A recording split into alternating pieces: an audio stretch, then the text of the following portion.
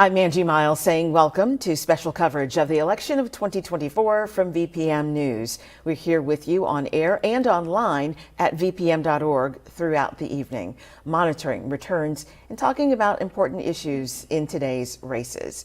As we watch the returns come in for national races, we're keeping a close eye on local races as well. Several cities have school board elections on the agenda, and a few are voting for mayor as well.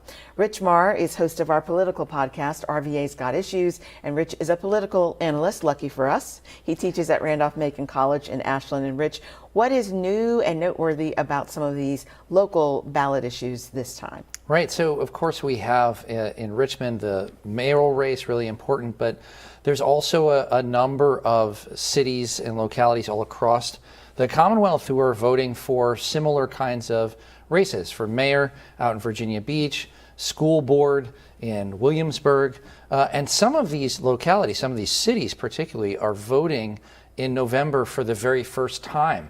They used to have nonpartisan races in the spring, and the idea there was you would insulate it from politics, but that meant that very few people turned out to vote. So we're going to see, I think, I don't know exactly historic levels of turnout in some of these cities and localities across the Commonwealth, but a lot more people voting in these local races, which warms my heart. Okay, and the mayoral race in Richmond has been warming a lot of hearts as the 5 contenders have worked really hard campaigning for many, many months, and we're going to take a look at the returns as they appear at the moment. We have Michelle Mosby with about 20% of the vote of what's been reported so far. Danny Avula, who's been looking strong all evening, and a lot of people have favored him to be the winner. As we look at the returns here, what would you say are some of the pros of and maybe the cons of the candidates? What put some folks out in front more so than others? So Danny Avula is certainly a huge fundraiser, and I think that some of the other candidates have been able to keep up with him in fundraising, but they don't necessarily have the support across the city that he does. He kind of ticks off on all the boxes, is that he has a network of people, he has some government experience, he's got a big fundraising advantage. Now, it does look like he's doing very strongly in this early going, these early reports. But the question is, in Richmond's mayoral race, where are those votes? Does he have enough votes? Are they spread out across the city in a way to win districts? And we will see, and we continue. VPM.org is your source for our information tonight, and we will be continuing on YouTube in just a moment.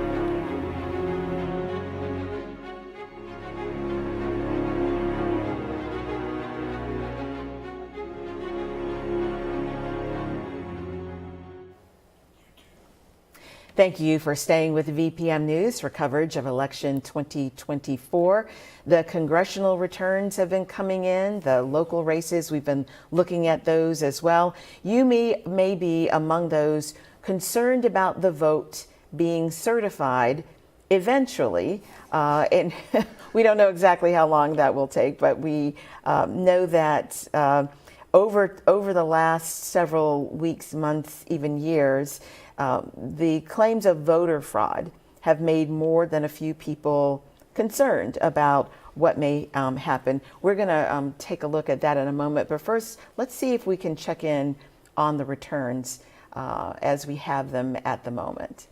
Can we see the races in the congressional districts that we've been keeping an eye on, or perhaps the Senate race that we've been watching? Okay, maybe not. Okay, yes, maybe yes. Okay, here we are. So Congressional District 2, so far, 42% reporting in.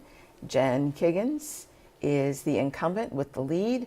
And going to District 7, a tight race in the Fredericksburg area is Gene Vindman and Derek Anderson. Vindman still holding on to a lead with 90% reporting so far. And in the 10th district, we're looking at Subramaniam and Clancy, 92% reporting, and Subramaniam still with a lead, 53%. Mike Clancy holding at about 47% right now. Again, the integrity of the vote in these races and more. I should mention the Senate race has been called, at least by some, for Tim Kaine at this point. His opponent, Hung Cao, the Republican challenger, not successful, at least according to, there we are, 51.5 to 48.5, with a significant amount of the vote in. And the prognosticators, such as Rich Marr, who's here with us as our political analyst, saying that, you can kind of tell where the vote is or where the vote may be. Yeah, particularly with the early vote still out there, that should trend heavily towards the Democrat, enough so that the race is being called by a lot of the national news organizations. Okay, all right. Well, we want to go back to this question about voter integrity. We've talked about it a lot this evening. We talked about it a lot this election cycle, and a lot of people have expressed concern about the vote. Some on the side of whether the vote will be fair and certified fairly and accurately. Some claiming voter fraud in recent years have then made it more difficult for people to believe in the integrity of the vote. Misinformation has played a key role as well. Nationally and statewide, the evidence shows election wrongdoing is practically non-existent. There's not a lot of people who are going to risk a felony that involves 5 years in jail and up to $10,000 in fines to take 2 bites of the electoral apple. After the contested 2020 election, the Trump campaign hired Ken Block's firm to investigate whether widespread cheating had cost Trump the election. And what were those results? There was not sufficient voter fraud to have impacted any of the election results in any of the swing states. That's a cold, hard fact, and I know it's a shock to anybody who hears this for the first time. Block says any report suggesting that voter fraud is rampant is probably misleading and may be driven by partisan agendas instead of by facts. What people who consume conservative media need to understand is that they're only hearing one half of the story. They're hearing about all manner of claims of fraud. Many of those claims of fraud are made up, they're hearsay, they're unprovable claims. And what they're not hearing is any factual evidence that refutes those claims of fraud. Block says if Americans can have regular access to the same information presented factually, the country will be better equipped to handle its ballot business and much more with greater confidence and trust. And in recent years, there's been a good amount of research, Rich, showing that Democrats, for the most part, trust the media and trust election officials to a larger extent than do Republicans. At this point, the research shows that Republicans say they trust Donald Trump more than some of those other institutions. Yeah, this is really problematic. I mean, whatever you think about Donald Trump as a politician or what his policies are, it has been damaging for him to advance these ideas, and his supporters in the media and online elsewhere, these ideas that somehow large numbers of votes are being cast fraudulently or counts are being made up, right? And as Ken suggested in the story we just saw, right, there just isn't any evidence that this happens.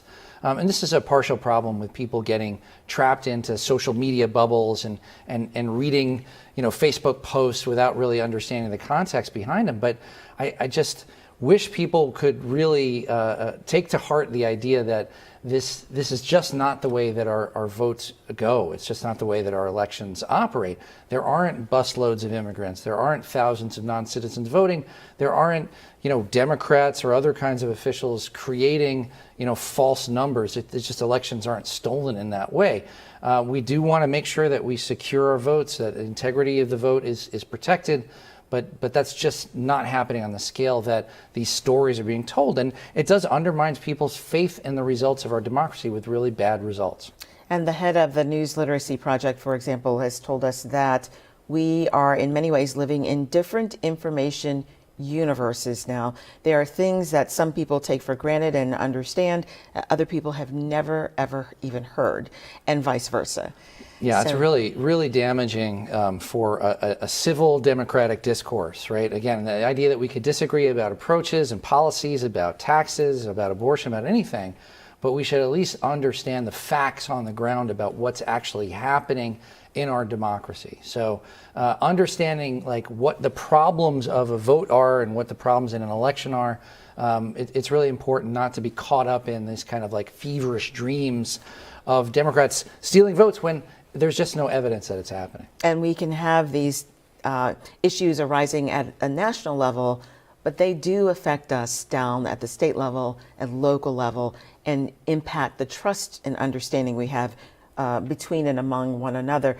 As example, taking care that voter security does not turn into voter suppression has been a refrain recently. And we spoke with people who are concerned about voters who might be confused about whether or not they can even vote. The specter of voter suppression has arisen in Virginia. The ongoing purge from voter rolls of thousands flagged as non-citizens has spawned lawsuits. Also, the Youngkin administration rescinded automatic vote restoration upon release for convicted felons. So an application process is now the law. I was in my mid-30s when those rights left as part of my conviction. My voting rights were restored, but now I'm confused whether or not I'm allowed to vote. And that confusion alone, I think, is going to scare off a lot of people. Victor, who does not wish to be identified on camera, says he's very concerned that this campaign for fidelity is actually discouraging Virginians from voting. Delegate Marcia Price championed a Virginia Voting Rights Act in 2021 after the Supreme Court removed some of the protections from the national law that had been signed by President Johnson in 1965. Price sees danger lurking on an issue that she asserts should not be partisan at all. The original 1965 Voting Rights Act was a bipartisan bill, and every time that it was reauthorized, it was in a bipartisan fashion under Republican and Democratic presidents. I call on any of my Republican colleagues that if you are pro-democracy, raise your hand. Restoration of rights following incarceration has been considered a social justice issue for decades. During the civil rights movement, leaders addressed poll taxes, literacy tests, and grandfather clauses as veiled attempts to keep some voters from casting ballots. Human rights advocates today have suggested that the old threats are just resurfacing in new ways. The fact that there are any hurdles at all is going to weed out another layer of people that would have wanted to vote and feel like they can't. Or even worse, are intimidated if they get as far as a polling place. Having to even think about that has a chilling effect on voters in general across the board, Republican or Democrat. And that part needs to change. In Virginia and nationwide, those who make laws, those who enforce laws, and those who must abide by laws are all working within a system that is being tested by a lack of trust, and possibly by a need for more goodwill as well. And certainly hoping that everybody who wants to vote and is entitled to vote knows the rules and had a good day today and was able to get out and participate in democracy. We're going to look at the numbers as they appear right now in Richmond mayoral race. This is up to the moment now. We're showing with precincts reporting 36% of the 72 precincts in the city of Richmond reporting. Danny Avula still out front, where he's been most of the evening with almost 50% of the vote. Michelle Mosby in second place with 20%. Harrison Rodet, 13. Andreas Addison, 13. And Maurice Neblett, 2.6. Now, of course, in the city of Richmond, we have a situation where it's not just about what percentage of the vote you get, right? So if you would tell us, Rich, what does it mean in the city of Richmond when you're ahead if really what you're after is 5 of 9? Right. It depends on the geographic distribution of those votes. I mean, the thing about these votes for Avula and why they're very encouraging for him is that they are spread out across the city in a number of different districts. Now, whether they're enough to take those districts and win the 5 of 9 districts that he needs, that's got to be encouraging for him. Michelle Mosby also has won the majority of the vote in a couple of precincts, both in the north side, the 3rd district, and in the 8th district, and she's possible to take some of those South Side districts, maybe even in the East End, but that's what she would need to do to ensure that she's on a path to victory. The thing that Mosby should be encouraged by is that at least she's running in second place right now, because if no one wins those 5 districts, then the top 2 vote getters overall matter. It does look like Danny Avula is heading there, and if we don't get those 5 and 9 districts, whoever's in second place, that's a very important spot to be in. So if Michelle Mosby ends up there, that would at least give her a chance to get to the runoff in December. And interestingly, in the city, there are 5 candidates, and there's no D or R competing here. They're all considered Democrats in the city of Richmond. Right, it's supposed to be a nonpartisan race, and all of them have kind of avowed Democratic support. Harrison Rodet particularly trying to run as the Democrat in the race, sometimes attacking some of the other candidates for not being Democratic enough. Okay. Well, we are looking at the Senate races, the congressional races, talking about the other local issues like in Petersburg, where it looks like they're going to be getting a casino. Right? For sure, yeah, that's just an overwhelming amount. It's an interesting contrast to Richmond, where we had the first shot at a casino vote in this part of the state. And so it looks like we're, while Richmond gave up on the casino, Petersburg has embraced it, a big majority saying yes to a casino. So we'll hear more about that over the next year or two. So interesting how in different parts of the state, some people have been dead set against the casino, Richmond namely, and others have embraced it, like in Danville or Portsmouth or some other places that have received their casinos. So, all right, well, we have more later, but you can follow all of our election coverage on vpm.org. Rich and I will continue our conversation in about an hour here, and you can tune in for that then. Thank you.